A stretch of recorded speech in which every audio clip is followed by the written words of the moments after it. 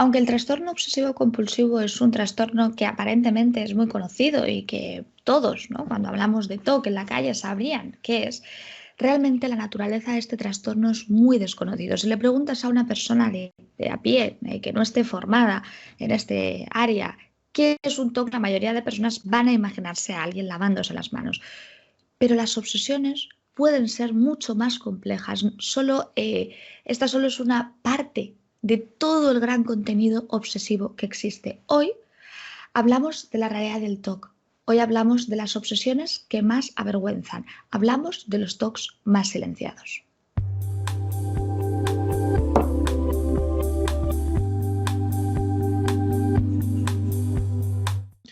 Pues bienvenidos a todos a un capítulo más de este consultorio en el que, ya sabéis, tratamos todos aquellos aspectos que tienen que ver con la ansiedad y su tratamiento.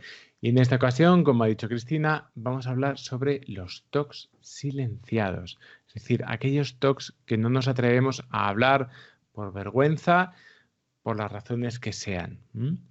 Para ello vamos a empezar a leeros dos casos clínicos, ¿vale? Vamos con el primero. Dice, para mí es muy difícil hablar de esto. De hecho, esta es la primera vez que lo hago, en la consulta de un psicólogo. Yo suelo hablar de mi malestar con mi gente con relativa facilidad, pero esto me supera. Desde hace unos meses vienen a mi mente imágenes y pensamientos horribles sobre pederastia. Las imágenes que vienen a mi mente son de mí practicando actos sexuales con bebés. Me siento una persona horrible. ¿Cómo puedo estar yo pensando ese tipo de cosas? Me parece espantoso. Además, ahora, cada vez que veo a un niño, creo que acabaré perdiendo el control y lo acabaré violando. He dejado de acercarme a mi sobrino y ya ni hablar de verlo desnudo. Empiezo a sentir una ansiedad inmensa pensando que en cualquier momento acabaré cometiendo una barbaridad. Vamos con otro ejemplo. Fui madre hace unos meses. El sueño de mi vida se hizo realidad. Siempre me había imaginado con mi bebé en los brazos, pero nunca imaginé que pensaría en lo que estoy pensando. Comenzó hace unos meses. Estaba acunando a mi niña y empecé a pensar, ¿y si empezara a golpearla? Entonces empecé a sentir muchísimo miedo y la dejé corriendo en la cuna. Desde ese día aparecen en mi mente, sin aparentemente venir a cuento, diferentes preguntas cada vez que la tengo en brazos. ¿Y si abriera los brazos intencionadamente y la dejara caer y golpearse contra el suelo? ¿Y si me diera por matarla? ¿Y si realmente no la quiero y por eso pienso así? Lo peor de todo es que cuando vienen a mi mente pensamientos de carácter imperativo, es decir, mátala. Y entonces siento verdadero terror. Cuando las obsesiones son de este tipo, es decir, estamos hablando de un contenido obsesivo de carácter agresivo, moral o sexual, los pacientes se sienten malas personas y creen no merecer nada bueno de lo que les pase, ya que tener este tipo de pensamientos les desprestigia como personas. Rubén, yo te invitaría a que habláramos de las obsesiones de tipo agresivo. ¿En qué se caracterizan y, bueno, pues cuál es su naturaleza? Las obsesiones de tipo agresivo, diríamos que el contenido, porque lo que va a diferenciar las obsesiones es el contenido de la obsesión, porque la obsesión siempre tiene el mismo funcionamiento. El contenido es el que varía. Bueno, pues el contenido de las obsesiones se basaría en hacer daño a los otros o a mí mismo.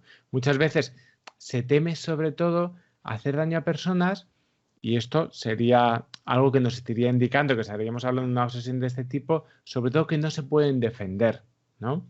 Pues, o personas, bueno, pues, por ejemplo, ancianos o niños, personas que de alguna manera no puedan contenernos, no puedan reprimir o no puedan hacer nada contra mi posible falta de control. Entonces, estaríamos hablando, por un lado, de esto, ¿no? De que esto sería una pista que nos podría dar. Y es muy frecuente, por ejemplo, en el caso de los bebés o de cuando este tipo diríamos que de obsesiones aparecen sobre todo cuando somos padres y cuando, bueno, tanto las madres como los padres pueden tener esa idea, ¿no? Tengo un niño al que tengo que cuidar. ¿Y si no solamente no lo cuido? ¿Y si, bueno, pierdo el control y de repente pasa algo?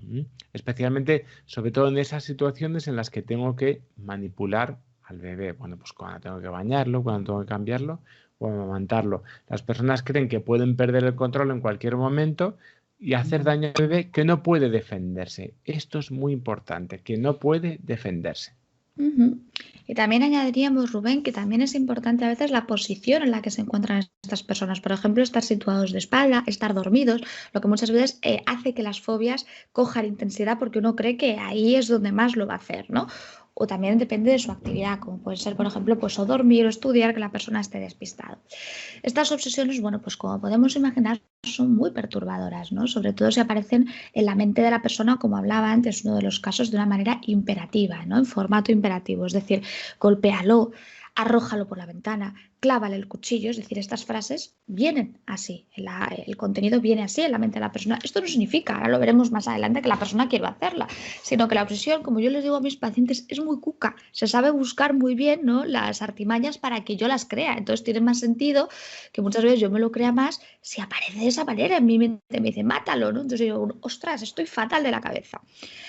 ¿Qué es lo que pasa? Bueno, pues que el malestar que provocan estas obsesiones es muy intenso, Rubén, y además de la ansiedad suele aparecer también una fortísima culpabilidad, porque la persona tiende a pensar que si estos pensamientos están en su cabeza es porque realmente desean cometer esta acción, ¿no? A veces es, oye, quizá yo nunca me he dado cuenta, pero esta parte del subconsciente que tanto daño ha hecho muchas veces, igual está ahí metido, entonces estas son unas señales que me está dando la mente de que realmente quiero hacerlo. Y esto no tiene nada que ver con la realidad. Por eso es tan importante que hablemos de estos TOCs, porque la gente los vive en silencio. Me es curioso cuando alguien en terapia casi hace una especie de confesión, ¿no? Muchas veces es en silencio, casi mira a la persona al suelo, está, mira, me pasa esto, porque no tiene la sensación de estar confesando que es un pederasta o que es un asesino o que es una persona mala o que es... Y tenemos que empezar a hablar de esto y decir, oye, que pienses en violaciones, en casos de pederastia, aunque aparentemente pueda ser muy repugnante el contenido en sí mismo, eso no está hablando de ti, sino todo lo contrario. Una de las razones por las que la persona padece este tipo de obsesiones es porque el contenido de las mismas está totalmente en contra de su sistema ético. Por lo tanto, la persona lo rechaza absolutamente, lo cual produce un efecto paradójico, que es que la mente lo recree más, como a los niños chiquititos. Cuando, bueno, los niños chiquititos y a los adultos que nos dicen que no te rías, que no te puedes reír y nos partimos de risa, que no puedes pensar esto que es horrible, pues toma pensamiento, Rubén. Claro, y hay que entender esto y hacer un llamamiento a la calma, ¿no? Para todas las personas porque yo sé que es algo con lo que las personas sufren muchísimo. Además, tienen que sufrir en silencio. Por eso también yo creo que este tipo de vídeos divulgativos nos pueden ayudar. Hay que entender una cosa, los pensamientos, ¿qué son? Pensamientos. Los pensamientos no son intenciones de nada. Los pensamientos no son predicciones de nada. Los pensamientos son pensamientos. Nosotros tenemos multitud de pensamientos. Y otro tipo de pensamientos que nos causan muchos problemas son los pensamientos o las opciones de tipo sexual. Normalmente, por lo menos a lo que viene a la consulta, solemos ver tres tipos de obsesiones en este caso. Las más comunes suelen ser homosexualidad, es decir, el TOC homosexual, pederastia e incesto. Bien. Bien, las primeras serían las obsesiones de carácter homosexual, es decir, las personas temen, esto es muy importante, sentirse atraídas por las personas de su mismo sexo. No es que estén investigando sobre si les gusta o no, no, temen sentirse atraídas por las personas de su mismo sexo, aunque no haya pruebas reales de que esto suceda. Están comprobando porque lo que de verdad las personas en este caso temen no es tanto una opción sexual, sino las consecuencias derivadas de una opción sexual. Por ejemplo, en su familia no lo soportarían, qué dirían sobre todo si están viviendo en un sistema que mantiene que mantiene una opinión aversiva con respecto, por ejemplo, a la homosexualidad. Entonces, bueno, de alguna manera es el temor a ser expulsado del grupo, ¿no? Y es el temor, bueno, pues a quedarme con una opción que puede resultar en algunos contextos donde todavía estamos en la edad del Pleistoceno como algo tipo degenerado, ¿vale? En otras ocasiones, el cerebro de la persona, como decimos, siempre va a ir un poco hacia donde más nos pueda fastidiar. Se ve a veces invadido por diferentes imágenes o pensamientos de carácter sexual desagradable. Es decir, las personas no sienten placer cuando están pensando en esto, sino sienten de alguna manera rechazo y temor por la posibilidad de estar pensando esto. Una característica muy toque es, total, si estoy pensando esto es que algo se debe identificar conmigo, pero bueno, esto lo vamos a ver ahora un poquito más adelante. ¿Ven? Lo que terminamos pensando es que somos monstruos por pensar en este tipo de ideas. Cuando de nuevo ya hagamos un llamamiento a la calma, las ideas son ideas. Y como hemos mencionado, esto no tiene nada que ver con el deseo, tiene más que ver con el temor que con el deseo. Y por nada del mundo, alguien que no quiera hacer eso, ¿vale? Lo va a hacer. Simplemente porque no quiere, porque no está dentro de su sistema de elección.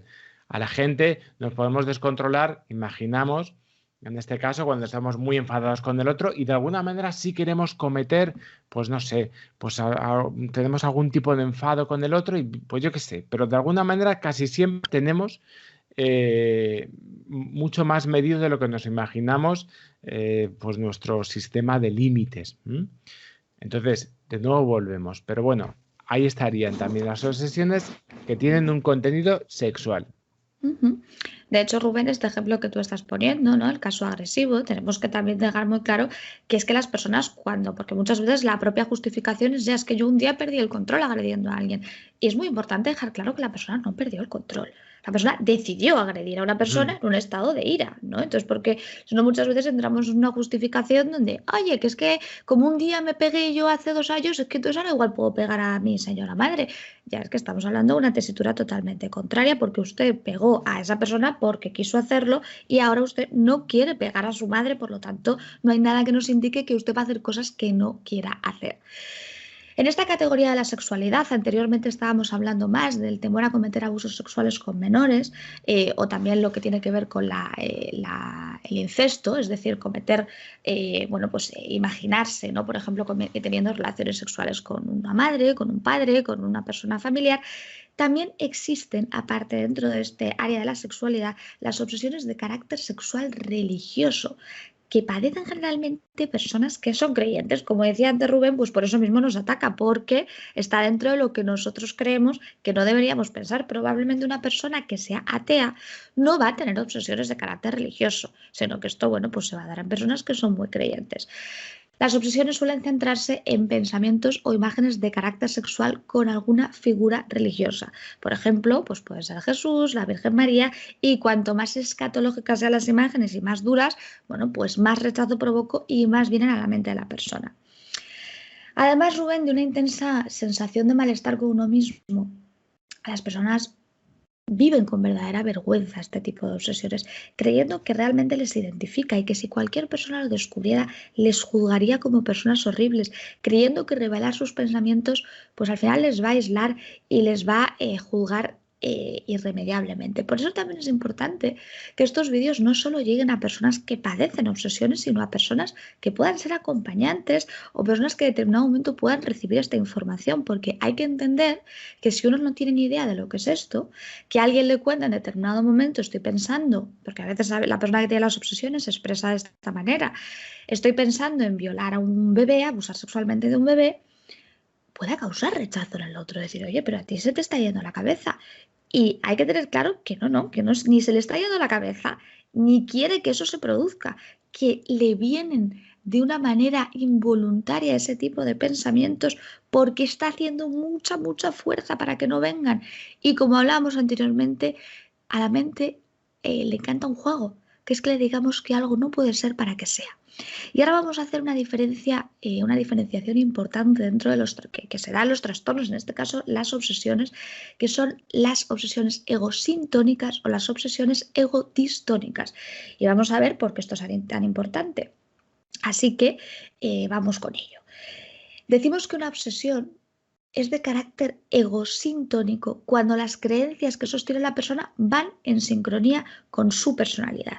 Es decir, por ejemplo, la hipocondría. ¿Vale? ¿Qué es lo que pasa? La hipocondría, las personas creen que deberían estar preocupadas por su salud. Es decir, cuando ellos se chequean, cuando se miran, cuando van al médico, sienten una concordancia, ¿no? Así que se sienten acordes con lo que están haciendo, con sus ideales. Creen que cuidar tanto de su salud es algo bueno y es algo que les aleja de la enfermedad. Sin embargo, de lo que acabamos de hablar es de las obsesiones egodistónicas, que Rubén, te paso el testigo para que definas qué es esto. Pues sí, las obsesiones egodistónicas, como diría la palabra, dista un poco de nuestros principios, de nuestros objetivos vitales, de nuestros valores, de nuestros esquemas de vida. Es decir, cuando tenemos este tipo de obsesiones, tenemos miedo un poco a ser la sombra, ¿no?, de lo que nos gustaría ser. Bueno, pues si habéis leído la historia de Robert Louis Stevenson, Dr. Jekyll y Mr. Hyde, es un poco eso, ¿no?